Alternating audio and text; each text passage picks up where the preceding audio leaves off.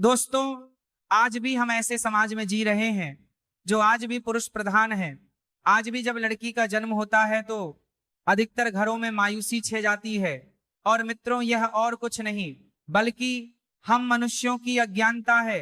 लड़की को बोझ समझते हैं, परंतु आपको जानकर हैरानी होगी कि लड़की का जन्म हर किसी के घर में नहीं होता, बल्कि इसके घर होता है जो भाग्यशाली होते हैं और अपने पुण्य कर्म अर्जित किया होते हैं। और आज हम आपको यही बताने जा रही हैं कि भगवान कैसे घरों को लड़की का जन्म देने के लिए चुनते हैं और वह कौन किसी का से पुण्य कर्म है जिसकी वजह से कोई भी इंसान बेटी का माया आप बनता है।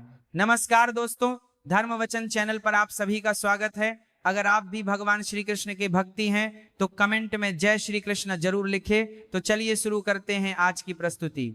दोस्तों, भगवान श्री कृष्ण से अर्जुन पूछते हैं कि माधव किन कर्मों के कारण किसी के घर पुत्री धन की प्रताप होती है, अर्थात कैसे घरों में बेटियों का जन्म होता है।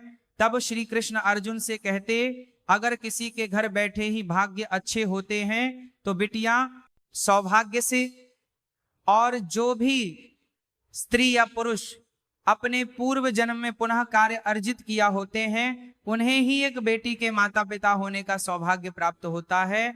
बेटियों को जन्म के लिए उन्हें घरों को चुनाव जाता है जो बेटियों का भर सहन कर सके, क्योंकि तीनों लोगों में स्त्री अर्थात बेटियां ही ऐसी होती है जिसका वर हर कोई सहन नहीं कर सकता। वह बेटियां ही होती है जो इस सृष्टि को निरंतर चलती है, मां होने के लिए अपना सर्वस्व निछावर कर देती है अर्जुन। पर जी दिन इस सृष्टि में बेटियों का जन्म लेना रुक जाएगा, उसे दिन धीरे धीरे इस दृष्टि का अंत हो। भगवान श्री कृष्ण के इन बटन पर गौर किया जाए तो उनका कहा बिल्कुल सही है, क्योंकि बेटियां अगर नहीं होगी तो किसी का भी वंश आग ये नहीं बढ़ सकता। दोस्तों, आपने भी कई लोगों को कहते सुना होगा कि जी घर में बेटी का जन्म होता है वो घर स्वर्ग के समाज होता है, क्योंकि बेटा तो केवल एक कल को रोशन करता है, बेटियां तो दो कोलों को रोशन करती हैं। माता पिता के घर वो बेटी के रूपा की बात कर दिया, माता पिता के घर वो बेटी के रूपा में अपने उत्तरदायित्व का निर्वहन करती है, तो ससुराल आकर एक बहू के रूप में सारे कर्तव्यों का पालन पूर्ण करती है।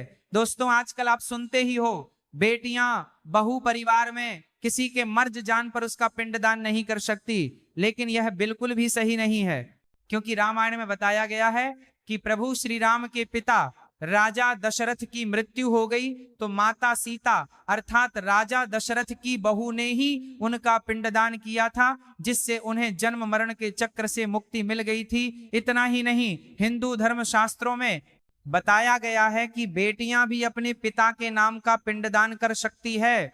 वही अगर ससुराल पक्ष में कोई पुरुष नहीं है तो इस स्थिति में बहू भी पिंडदान कर सकती हैं। इसलिए मित्रों, वह लोग बहुत किस्मत वाले होते हैं जिनके घर में बेटी जन्म लेती है, वही वह परवल किस्मत के होते हैं जिनके घर एक से ज्यादा बेटियां होती हैं। शायद यही कारण है कि बेटियों को लक्ष्मी कहा गया है। दोस्तों, बहुत से लोगों की सोच यही होती है, बेटी है तो बिना समय गवाएं और इस पर पढ़ाई में पैसे लगे, जल्द से जल्द शादी कर दो। लेकिन ये सोच एक बेटी के भविष्य को बर्बाद कर देती है। जरा सोचिए, एक बच्ची के माँ में कितने सपना होते हैं, उसे कुछ करना है, लेकिन यह सपना सिर्फ सपना ही रह जाते हैं। इसलिए अपनी बेटियों को सपना पूरे करने देना चाहिए, उन्हें जीवन में हर वह खुशी दे जो उन्हें मिलनी चाहिए। एक बेटे से ज्यादा एक बेटी हमेशा अपने माता पिता के लिए सोचती है। माता पिता को प्यार और अपनापन बेटी ही दिखा सकती है। बेटी के जन्म को एक जश्न की तरह मानना चाहिए। माता पिता को बेटी को हमेशा एहसास दिलाना चाहिए कितनी खास ये बेटी है। मित्रों, बेटी कभी भी आप पर बोझ नहीं होती, वह सिर्फ अपनी और अपने परिवार की किस्मत बनाने के लिए जन्म लेती है। एक कथा के अनुसार दो मित्र लंबे समय के बाद एक दूसरे से मिले। एक दोस्त ने दूसरे से उसका हाल पूछा तो जवाब में उसने कहा कि मेरे हाल तो एकदम बढ़िया है, और वह भी क्यों ना, मेरे दो बेटे जो है। तभी वह अपने दोस्त से पूछता कि तेरे घर में कितने बच्चे हैं। दोस्त खुशी साथ बताता है कि मेरे घर में दो बेटियां हैं। उसका दोस्त भगवान का शुक्रिया अदा करता हुआ कहता है कि मैं धनिया हूं, मेरे घर बेटियां नहीं। यह सुनकर पिता की आंखों में आंसू आ गए। तभी उसकी बेटी पिता के मित्र से कहती है कि अंकल, भगवान हमेशा भाग्यवान को ही बेटी देते हैं, कभी गरीब को बेटी के रूप में माता लक्ष्मी नहीं देते। भगवान इसको पुत्री का सुख देते हैं जिसके अंदर पालने की सामर्थ्यता होती है, जो गरीब होकर भी अपनी बेटी को पाल सकता है। एक बार स्वामी विवेकानंद वैष्णव देवी की सीढ़ियां चल रहे थे, बगल से किसान अपनी बेटी को कंधे पर बिठा चढ़ाई चढ़ रहा था। तभी स्वामी विवेकानंद ने कहा कि बाबा, आपकी बेटी का बोझ आपको रहा होगा, इसको मैं उठा लेटूं और माता वैष्णो के दरबार तक ले चला हूं सबके सामने।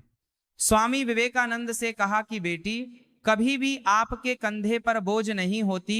बेटियां अगर आपके कंधे पर हो तो वह हर बोझ को हल्का कर देती है। मित्रों, बेटियां कभी भी धन की भूख ही नहीं होती, जो सिर्फ मांग और सम्मान की भूख ही होती है।